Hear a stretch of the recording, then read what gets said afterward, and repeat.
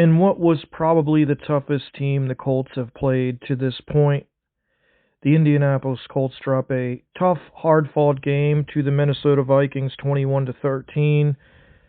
This is COLTure Uncut. I'm your host, Jason Spears, and Joe Flacco was who I thought he was, a backup quarterback. Um, the Colts drop to 4-5. The Vikings go to 6-2. This is definitely the best all-around team the Colts have played. The Vikings defense, as good as advertised, gave up really nothing all night. Colts never got in the end zone.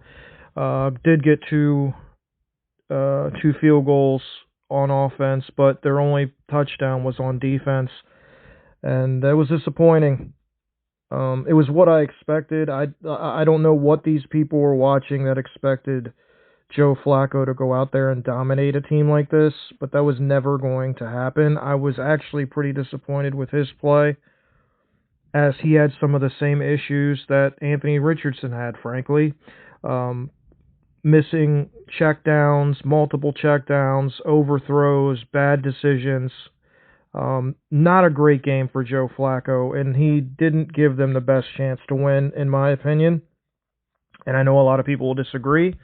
I hope this is a 1 week thing and they go back to Anthony Richardson, because this team has no running game when Joe Flacco is the quarterback. None. JT had 13 carries for 48 yards. He's basically obsolete in this game. He was okay in the first half, but really didn't make much of a difference. Then the passing game in the first half, our offensive totals in the first half were under 100 yards and no points offensively. And then for the game, it was, let me see here, total yards, 227 for the entire game and 6 points and one missed field goal.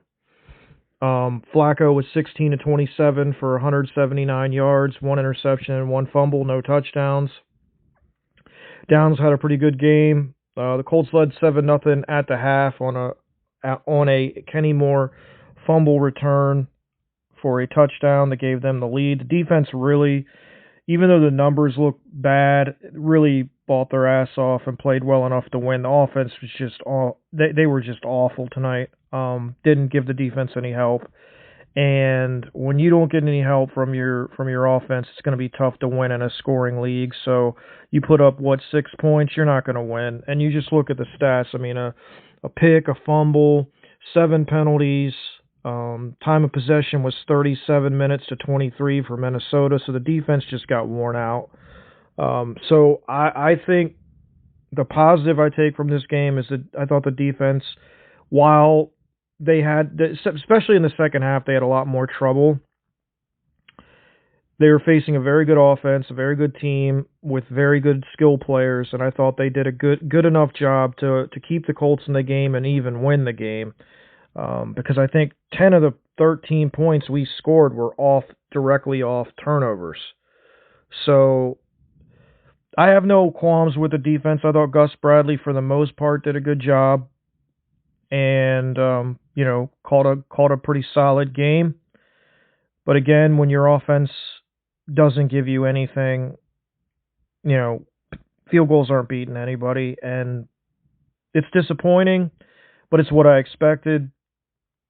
I really don't have a lot to say. I mean, I didn't expect them to win this game. I didn't expect the Colts to have a big day or anything. I expected Flacco to kind of play like he did against Tennessee, maybe a little worse, and he played much worse. He looked bad. I don't know what the plan going forward is going to be, but he's going to have to play a hell of a lot better than this for them to win games. This is not a playoff offense with either one of them, I don't think. I saw nothing tonight that led me to believe that this is a playoff team. They are still 8th in the conference. They're only one game out of wild card contention. Denver, I think, is 7th, and the Colts will play at Denver. That will be a huge game for that last wild card spot or whatever. But the Colts offense has to get better. It was not functional again. They didn't block well. They didn't really do anything well tonight offensively. They didn't really run the ball well. Um, just a disappointing performance from the offense. I mean, for all that we were sold on from Shane Steichen and staff and whatever, Joe Flacco is a pro and he's a vet. He's going to give us the best chance to win. And the only reason the Colts are even in this game was the defense. Joe Flacco gave them no chance to win this game with his play. He did nothing in this game that kept them in the game, really. The defense was the reason they were in the game. They gave up no points in the first half, but then they were worn down in the second half, and I think they gave up 14 in the third and 7 in the down at the end of the game when they were exhausted, and the offense finally scored a couple of field goals in the fourth quarter, but it was not enough. I know people are probably expecting me to lose my mind and be angry and all that, but there's no point. I mean, this organization's a train wreck. There is no plan. There's no explanation that makes any sense for what they're doing. The national media acting like Joe Flacco was Aaron Rodgers in his prime certainly didn't help. But I think we all saw Joe Flacco's limitations tonight. He's 39 years old. He's not the same player he was. Yes, he had a great fourth quarter against the Jags where I think they scored 24 points. That's literally what all this has been built on, one quarter. Because outside of that, I think they scored, 10 points in that Jacksonville game? And then 20 against Tennessee, maybe? Or I can't remember what the score was, 20-17 or something like that. And then tonight they scored 6 points. He's a backup quarterback. There's nothing dynamic about him. He's old. He can't move. The running game stinks when he's in there. I hope this is a 1 week thing and we can go back to the development and future of the Indianapolis Colts, because this is not a playoff team and this is not a very good team. Let's be honest. We saw tonight when they played a really good team, they got exposed. And so next week you play another good team that's got an even better offense. And so, I mean, maybe the plan is to run Flacco out there till they get through this gauntlet of games, no matter how bad he plays, and then throw Richardson in there after the bye. I don't know. I don't know what this team's doing, but I hated it. I hated the benching. I hate all of it. I think it's stupid and short-sighted. And I think they're going to lose their next. Let's see. They might beat the Jets, but I would not count on it. Definitely are going to get smoked by Detroit. Detroit, to me, is the only team that can beat Kansas City. They're so good on both sides of the ball. The Colts are going to have a big time hurdle when they play that team, because I watched them today against Green Bay in bad weather, and they dominated that entire game. And that's not going to be a fun game for the Colts to play. So, I don't know. For me, it really kind of bothered me that in the beginning of this game, the things that everybody that's supported AR have been calling for were done for Joe Flacco. They ran the ball. They had ball control. They went right down the field. Why can't we do that with our young guy to give him confidence? Why can't we run the ball, do some different creative things in the run game? Throw off of the run. I watched Arizona beat the brakes off of Chicago today, and they have Kyler Murray and James Conner, and we have AR and Jonathan Taylor, and they run the most creative run package run scheme I've seen. It's just really fun to watch, and they broke a lot of big plays, and and they ended up, I don't know what it ended up being, but I noticed that at one point they had run the ball like 23 times, and Murray had only thrown it 12. So that was the kind of ratio I was looking at with AR. Like, let's run the ball with him in 28, and then let's throw it off of that. and they just never let him do it. Then they get in this game, and they do that exact thing with Flacco, which makes no sense to me. Why wouldn't you do that with the young guy that's supposed to be your franchise quarterback? And it's just simply because this is a piss-poor franchise, run in a piss-poor way. And they're not, like, I don't know what crackhead is in that building, thinks this is like a team that can compete in the playoffs, but it's not. They're just not good enough. And, you know, I don't have a problem with Joe Flacco, but he's a backup quarterback. Just like Gardner Minshew is a backup quarterback. That's all they are. That's all they are. You play them if you have to. You don't play them because you want to. So, my stance on everything is the same. They should have never benched AR. If their decision to do it was meant for the entire season, I hope this train wreck offensive performance gives them pause and makes them rethink that whole idea, because I hate it, because it's just setting the franchise back further. This is not a good team. It's not a playoff team. I mean, it's not a... you might somehow get in the playoffs. I don't think so. I don't think this team's going to make the playoffs. But if they somehow manage to get in the playoffs, they will play one game. One game. And get destroyed. And that'll be that. What does that really accomplish, other than being able to hang a wild card banner participant, or a wild card participant banner? Nothing. So what are we doing? At least with AR, it was fun. Like there's a chance there's going to be something dynamic that's going to happen, and in that process of that, there's growth going on with your young quarterback. With this decrepit, with Flacco out there, it's just a question of when is he going to fall off the cliff, and we might have just saw it. Honestly, I mean, he was missing wide open guys in the middle of the field late in that game, and making poor decisions. And when that starts happening, that's concerning.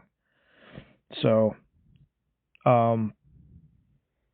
like I said, not a lot to say. I thought the defense played well enough. Matt Gay is annoying me. Like, he's making so much money, and he's not consistent at all. $22 million for kicker. That's a Chris Ballard production right there. Thank you, Chris. I know he was the most accurate kicker and field goal kicker in history or whatever. You don't waste that kind of that kind of money on a kicker, man. Just get a young kicker. Just go that route. Like or one of the guys that's just kicked around the league. You can find a kicker. You don't have to pay $23 million for one, when you could spend that money somewhere else. So, I thought the D-line was good tonight. Thought the linebackers sucked in coverage as per usual. Zaire did have an interception. It was a nice play. They struggle with Jefferson on the outside, as everyone does. I thought they tried to do a good job and roll coverage to him, but the guy is the best receiver in the game, and he made plays. You give him credit. Darnold had some turnovers, but when the chips were down, he made the plays. They're just a better team than the Colts. It's that simple. They're better coached in every way, and I think they have better players, and so they are the better team. They certainly have the better quarterback. So I don't know. Looking at the offense, I thought the offensive line struggled. I thought Taylor struggled a little bit. I mean, I just thought everybody struggled, actually. I mean, really. The receivers were okay, but everything else was a struggle. And, you got two young guys on the O-line. I have to go back and watch it. I know that Flacco held the ball forever at the end of the game. I don't know what he was doing. For somebody that's supposed to be smart and quick and with his reads, he was holding on to the ball forever, and he was taking sacks. Like, it just... all the things that I was sold on him, he's going to make quick decisions and take the checkdowns and blah, blah, blah, blah, blah. None of that happened, really. What I saw terrible decisions. He held onto the ball too long, and he didn't take the checkdowns. So what are we really doing? You know what I mean? That's the theme of this podcast, this postgame show. What are we doing? Like, what are we really doing here? like I said, the positive to come out of this game is I thought the defense played pretty well enough to win against a really, really formidable opponent. The stats don't look great, but they held the Colts in the game as long as they could until they wore down, and then, you know, that's what happens. You get tired, you start making bad decisions or miscommunications, not getting the spots as fast as you should, and it happens when you're on the field for 37 minutes. So, and a lot of those Colts yards were later in the game anyway, but as far as offensively, so I'm pretty low energy tonight. I'm not. It's what I thought it would be, and I've ranted and raved about how stupid all this has been and the circus it's turned into, and how wrong it was and all that other stuff. You guys know how I feel, so I don't have to go through it again. I just hope this is a 1 week thing and they realize the decision is simple. We are not good enough. Flacco is not the answer. We're not a Super Bowl team. These are, like, somebody needs to have a come to Jesus moment with Jim Irsay, Chris Ballard, and Shane Steichen. Sit them down and tell them these things. Like, you're not a quarterback away. That quarterback is not Joe Flacco. You're not going to win the Super Bowl. You're not going to win the division. You're probably not going to the playoffs. So what are we really doing here? Play the young guy, please. I'm sure because the Colts are stupid, they're going to continue with this charade of playing the 40-year-old guy who is probably going to fall off a cliff like Matt Ryan in the second half of this season, and we're going to have to sit through it. But hopefully, if that happens, we'll be out of the playoff picture faster, and then I'll be able to play Anthony Richardson sooner. So that, I guess, is one caveat to falling out of playoff contention if that happens, but I don't know. I just don't have energy. I'm so drained from this organization and just all of the nonsense that comes with it. I just don't think we have any of the guys in this positions that we need. We need a new owner, the daughters. We need a new GM who hires his own coach. I don't think Steichen's the guy. And again, I'm a guy that if you fire the GM, they should be allowed to hire their own coach. So I know it would suck to have to start over again, but I think that's where we're at.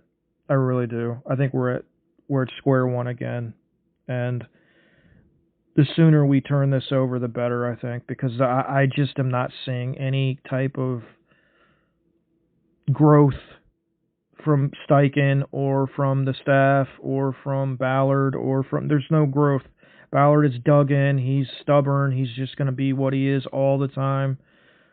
Irsay is on another planet, so he needs to hand that down to the daughters. And Steichen's just been not good this year, He was much better last year. So I'll be interested to see how many injuries we sustain in this game. I know Pitt got hurt and JT got dinged up, which is becoming normal. Ever since he signed that deal, he's been hurt all the time. So they know how that goes with the Colts. They sign a guy to a big deal most of the time. They get hurt all the time. So, anyway, that's really all I got to say. The Colts are now 4-5.